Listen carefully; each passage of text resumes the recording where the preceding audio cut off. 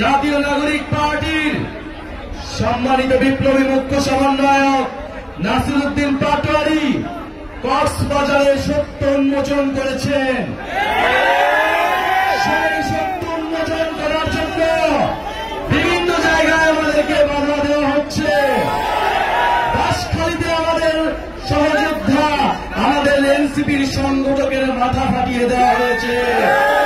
গণ অভ্যুত্থানের সময় আমরা বলেছিলাম বাধা দিলে বাঁধবে লড়াই, এই লড়াইয়ে জিততে হবে।